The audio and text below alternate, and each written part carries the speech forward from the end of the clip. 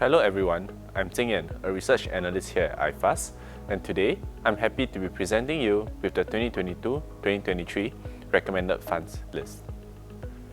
Since 2001, our research team has been publishing the recommended funds report to help investors make informed decisions when investing. Given the wide and increasing variety of funds available for investors, this list should help to reduce some of the choice paralysis that investors may have and serve as a good starting point in building a well-diversified portfolio. Without further ado, presenting the recommended funds list for 2022-23. Our recommended funds span across equity and fixed income asset classes, covering global, regional, single market, and sector-focused strategies. The list is updated annually to ensure that our recommendations remain current and relevant for all investors. In choosing the funds that make the list, emphasis is placed on long-term outperformance rather than short-term market conditions, which can change in the blink of an eye. For the 2022-2023 edition, we have a total of 44 recommended funds that have demonstrated the ability to deliver strong and consistent risk-adjusted returns relative to their peers. In contrast to last year, there have been no new categories added this year. Instead, we have removed two categories from the list: single market equity Russia and regional equity emerging Europe. Back in March, as part of our responsibilities to protect investors' interests and to uphold our social responsibilities and humanitarian ethics in light of the human rights violations caused by Russia's invasion of Ukraine, we buy disabled and RSP suspended the trades in our single market Russian equity funds. We have also ceased research coverage on Russia, as we believe Russian equities have become uninvestable. Naturally, this also means that Russia will no longer feature on our recommended funds list. In addition, we have also removed regional equity emerging Europe. These funds typically have significant exposure to Russian equities, and the ongoing conflict has seen many of these funds suspend NAV calculation and dealing. As there is now a dearth of available products in the space, we will also not be including emerging Europe on our recommended funds list this year. The final category change involves the shift of an existing category to our core portfolio. Given the indispensable role of digital technology in our lives, we believe that the global technology sector should play a key role in every investor's core portfolio. Despite the tough macroeconomic environment that the tech sector has faced this year, its long-term prospects and increasing importance in our lives remain a near certainty. As such, we have opted to include global technology in the core equity section of our recommended funds list moving forward.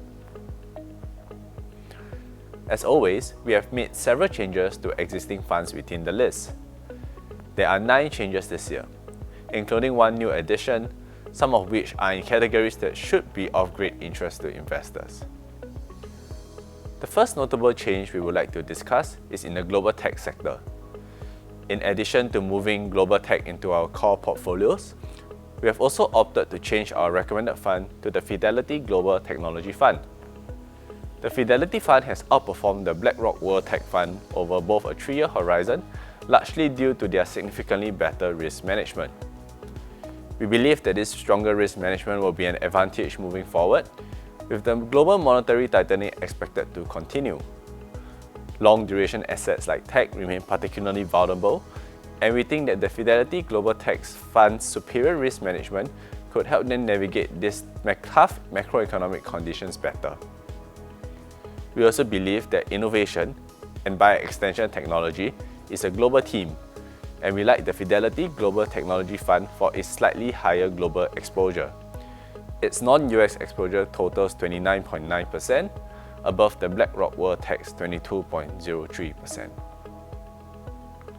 Another sector that we have covered extensively over the past year is the Asian high-yield sector. With the Chinese property sector facing wave after wave of bad news, Asian high-yield has continued to struggle. Despite this, we continue to hold a positive view, but acknowledge that the recovery might take longer than expected in light of the ongoing mortgage crisis. In this environment, risk management remains key. The BlackRock Asian High Yield Bond Fund has stood out for its superior risk management compared to its peers. One of the stars of 2022 so far is the natural resources sector, which has surged on the back of a demand-supply mismatch. This was only exacerbated on the back of Russia's invasion of Ukraine, which only serves to stifle supply even further due to Russia's position as a key exporter of various metal and energy. Despite the strong performance of the JP Morgan Global Natural Resources Fund, we have opted to include the BlackRock Natural Resources Growth and Income Fund as this year's recommended fund instead. The two funds vary slightly in strategy, with the BlackRock Natural Resources Growth and Income Fund including agriculture-related products as part of its asset allocation, resulting in roughly an equal split between agriculture, mining, and energy. We believe that agriculture is a key part of the global resources sector, and we have made this change to reflect that view. To top it off, the fund has also delivered strong performance compared to its peers, making it a worthy inclusion in the list. Finally, we have added a new fund to complement the Nico AM Shenton short-term bond fund as a designated parking facility. Similar to the Nico AM Shenton short-term bond fund, it exhibits an enhanced liquidity feature, meaning that investors can expect to receive their redemption sooner compared to other bond and equity funds. As with all other funds in the list, the fund exhibits strong performance and risk management compared to its peers and has featured prominently amongst the cash management solutions that we have suggested for investors this year. While we still recommend taking a look at our cash management solutions and crafting one based on your risk-return requirements, the Lion Global New Wealth Series, Lion Global SGD Enhanced Liquidity Fund remains a solid choice for conservative investors looking for a single product to meet their liquidity needs. Given the plethora of funds available on our platform, we hope that this report can help to cut through some of the indecision and provide a good starting point for investors. Whether you are a newbie investor seeking to take your first step or a seasoned investor looking to act on new investment ideas, this list should serve as a good starting point. As with last year, do keep a lookout for upcoming videos as we continue to highlight new funds on the list. Thanks for watching!